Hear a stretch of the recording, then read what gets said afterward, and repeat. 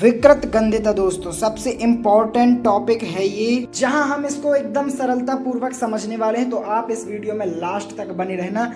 इस चैप्टर में हम सबसे पहले विकृत गंधिता के बारे में जानेंगे, उसके बाद दूसरा टॉपिक हमारा संचारण रहेगा। फिर हम समझेंगे कि किसी भी रासायनिक समीकरण को हम संतुलित कैसे कर सकते हैं। वार्षिक पेपर में आपसे सीधा सीधा क्वेश्चन पूछा जाएगा कि हमको विकृत गंधिता समझाइए। पेपर में सवाल आएगा 5 से 6 नंबर का, 4 से 8 नंबर का। क्या लिख कर आओगे तुम जब तुमको इसके बारे में बहुत बेसिक सी जानकारी पता नहीं होगी। और यदि एनसीईआरटी पढ़ी है ठीक है तब तो, नहीं तो फिर गए काम से। तो ध्यान से समझिए अब विकृत गंधिता के बारे में, एकदम डिटेल से समझिए। लेकिन उससे पहले आप ये क्लिप देखिए।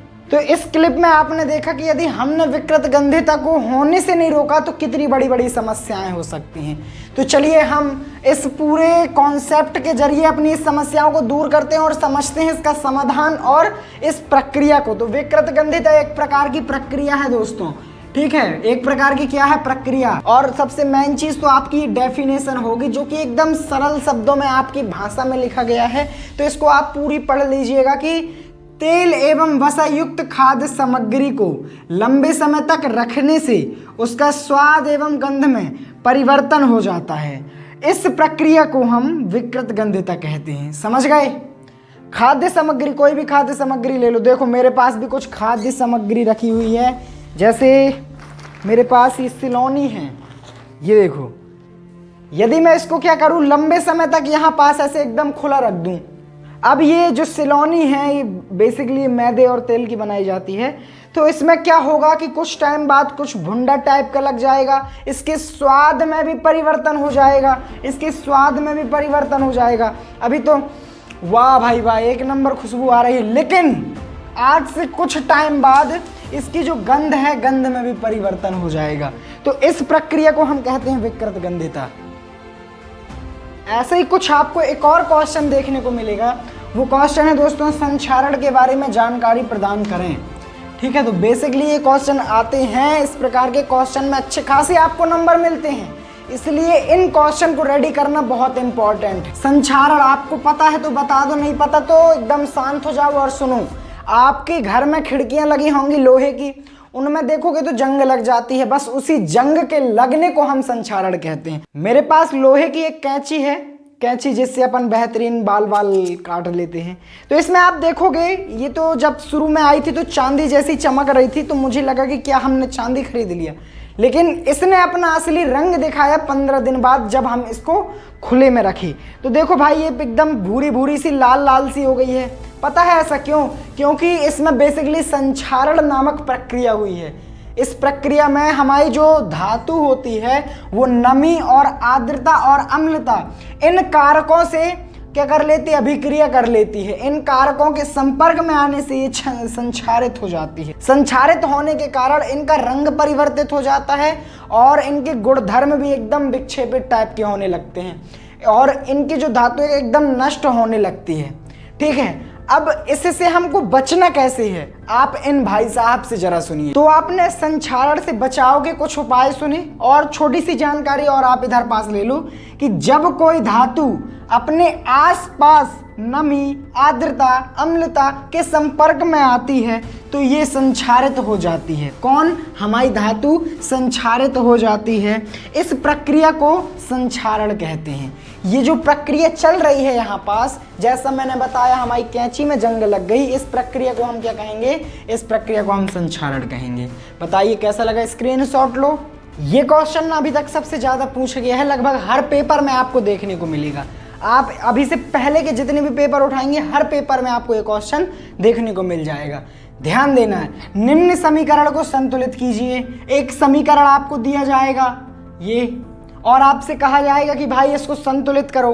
संतुलित करने का मतलब क्या है? संतुलित करने का मतलब है कि जो आप एक तराजू लेंगे या फिर आप आलू भटर टमाटर लेने जाएंगे, तो जो हमारा सब्जी वाला होगा वो एक पल्ले में आपका 1 केजी का बाट रखेगा या फिर 1 केजी द्रव्यमान की कोई वस्तु रखेगा, और इसके अकॉर्डिंग आपको इधर पास 1 केजी आलू देगा।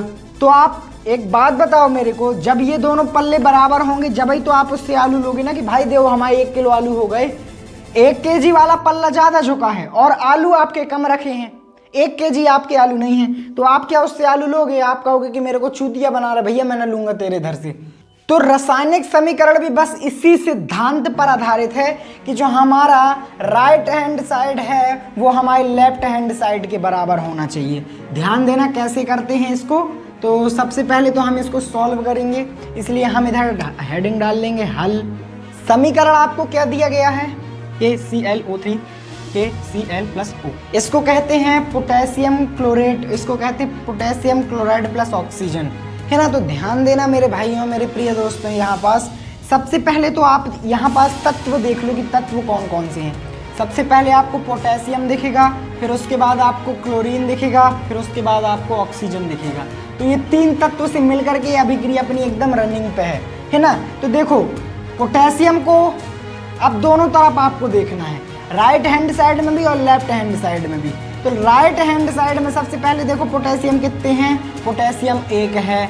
अब देखो लेफ्ट हैंड साइड में देखो पोटेशियम कितने हैं? तो लेफ्ट हैंड साइड में भी पोटेशियम आपका 1 है। तो क्या पोटेशियम संतुलित है? जी भैया संतुलित है, कोई गल नहीं है इसमें। अब देखो Cl देख लो, क्लोरीन देख लो।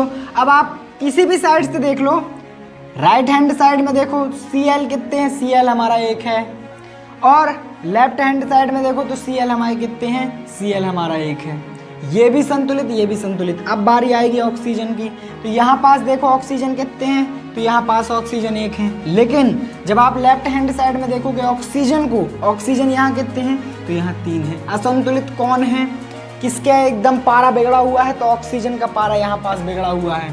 ठीक है, तो हमको संतुलित किसको करना भाई? हमको संतुलित ऑक्सीजन को करना है। सबसे पहले तो आप राइट हैंड साइड में देखो ऑक्सीजन कितने हैं? ऑक्सीजन यहाँ पास 3 है, यहाँ पास ऑक्सीजन 1 है। तो हमको यहाँ पास के ऑक्सीजन की संख्या को संतुलित करना है। तो सबसे पहले ज्यों का त्यों ये वाला भाग समीकरण आप ऐसे ही उतार लो, ClO3 एरो लगाओ, ये भी आपका संतुलित है, इससे भी कोई दिक्कत नहीं है। ऑक्सीजन यहाँ 1 है, तो सीधी सी बात है, हम यहाँ पास ऑक्सीजन की संख्या 3 कर देंगे। ये अपने 3 ऑक्सीजन हो गए। कुल मिलाकर के कहानी ये बैठ रही है आपकी। अब आपके दिमाग में बहुत सारी तरंगें लहर मार रही होंगी कि भैया जैसा ऑक्सीजन था तो हम ऑक्सीजन को ऐसे क्यों नहीं लिखते, है ना। ऑक्सीजन था इसका गुणा क्यों नहीं कर देते, या फिर हम ऑक्सीजन को ऐसे क्यों नहीं लिख देते। तो ये भी तो 3 ही कहलाएंगे कि 3 है ऑक्सीजन। तो ये जो एक सिद्धांत होता है, एक नियम होता है, उसके अकॉर्डिंग ये चीज़ गलत है। ये आप कभी नहीं लिखना, नहीं तो एकदम 0 नंबर बटे 0 सन्नाटा पाओगे। फिर मेरे को इधर आके घरे आओगे, भैया तूने ऐसा बता दो तो हमें, तो हम नहीं कर पाए। तो ये जो आपका समीकरण निकल के आएगा, ये आपका संतुलित समीकरण निकल के आएगा। इसी को अपन आंसर कह दें। हम आशा करते हैं कि आपको ये वीडियो काफ़ी अच्छी लगी होगी। इसी प्रकार की और वीडियो देखने के लिए आप टॉपर गुरुकुल को सब्सक्राइब कर सकते हैं। यदि